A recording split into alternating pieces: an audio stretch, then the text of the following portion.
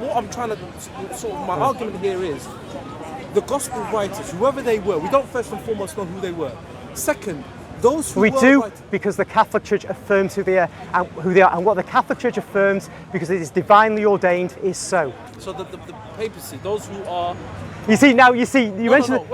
This is partly. I'm asking a question. I'm asking the question here. Yeah. It's based on my ignorance. Yeah, no, this is okay. The papacy. Yeah, I just smiled because we have to bring in some of these other non-Protestant doctrines. So it's them who confirm. Yes, the Catholic Church affirms in council, or the Pope alone, what books are divinely inspired, who the authors are. Who gives the authority? Yes. The Catholic Church is established by Christ 2,000 years ago with divine authority. Who gave the authority? Where's the evidence for that? The historical documents, known for example as St. Matthew's Gospel, shows Jesus bestowing upon Peter and the apostles the power to bind and loose. Specifically on Peter, Matthew chapter 16, verse 18. Then what you're saying to me... As a mere, not as an inspired book now, just as a first century historical document. Yeah, but that doesn't make any logical sense, because you're saying it's Matthew. No, I'm not. I'm saying not by Matthew, just as a document that's historical, being from the 1st century AD, and being widely diffused in that century.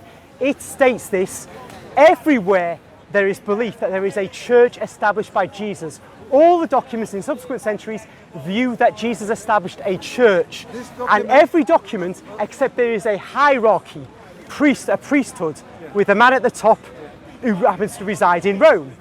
They speak authoritatively about what is authentically Christian. That's the key teaching about the church's authority. Authenticated by who? By the church again? No, they're simply known in the early centuries as historical documents. What the church does is say which ones are inspired, and it's only the church that does that. So but don't forget, you don't have to believe that. So it goes around. No, it doesn't, because I never said that their inspired nature tells us that they give us information about the church. No, but what you're doing now, you're attacking. I'm asking valid questions. What you're saying is just believe.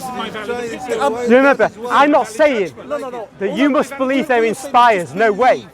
You don't have to believe they're inspired. I'm saying they're mere 1st century documents, and from them we can see that a church was established. First century. Can you give me an exact date of the 1st century? Because based on your reports, based on the Christians, what they say is Jesus died in the year 35. When would be the 1st century to you in terms of this document? When would it be published? Matthew's Gospel. Okay, well, when? Because we know that now, based on historical evidence through what scholars, modern day scholars, Catholic as well as Protestant, say, the New Testament, when we talk about the New Testament, everything is a copy of the copy of the copy of the copy of the copy, and it's dated back to the 4th century. No, absolutely not. Absolutely not. You and I have to disagree on this. And when we meet again, we'll have to bring our respective evidence to show 4th century and say 1st century. But what you're quoting was Matthew, right? Well, you said it's in Matthew. Now, what I can't understand is if you read Matthew 9:9, Okay. Let's read Matthew 9:9. What does it say? Jesus was walking, and he saw a man called Matthew, the tax collector. Okay. Let's read it together. Okay. Let me find it. Let's read it together. This is always clear. Yeah. In the Bible that Jesus is not God. Why you call me good? Only he is God. And then it's very clear. And then Matthew changes it. Do you want me to deal with that? Afterwards, I'll deal with that. We're just going with this gentleman here at the moment. Let's go to Matthew 9:9. Matthew 9:9. Hold on. You want to read it? Yep. As Jesus passed on from there, he saw a man called Matthew sitting at the tax office. Stop there. Now, what you're ascribing the author as Matthew, right? Yep. But he's speaking in the 3rd person. Why would he do that? People do that in literature all the time. They don't. Come on, I've studied literature at university. This is something which is clearly telling us that it was a scribe who was writing this for either Matthew, saying that I'm going to call it Matthew, or maybe Matthew couldn't speak in Greek. Maybe is that what you could? That's a good argument. You could say Matthew didn't know Greek, so he got a scribe to write this. You could do that. You could say that. Again, but the Christians don't say that. What they tend to say is that it was Matthew who literally wrote this. All I'm saying is, what's the validity of what you have in your hand? How is it valid in any way, shape? Okay, now, here's another area where you and I, we meet and impasse, but there we are, where I say that it's perfectly reasonable for a man to write of himself using his name in a text. You say no? Fine. So let's measure.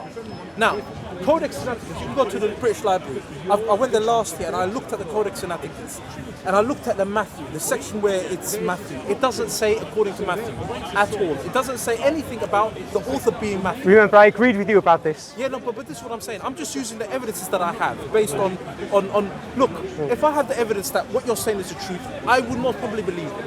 But I don't believe that you have any evidence to claim that Matthew was the author of this. And you don't know who Matthew is. For example, John. You were quoting John. Scholars, modern day scholars who have gone to university, who have done PhDs, have done all the research. They're confused. They don't know which John it is. They can say it could be seven men.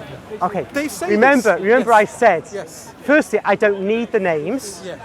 The Holy Catholic Church tells me the names, and that's why I believe they're the names of the authors.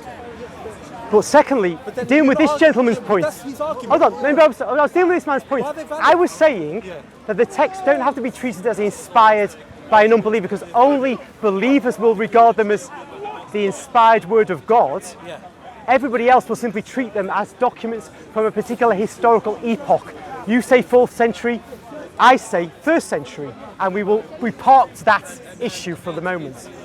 Therefore, in those documents, we have a witness to the views of early believers in Jesus as to who Jesus was, what he taught, the existence of a church, its authoritative nature as teacher and guide. Those are the key things, and we got onto that because I was explaining why I say the Holy Catholic Church determines who the authors are definitively, and whether these are inspired or not.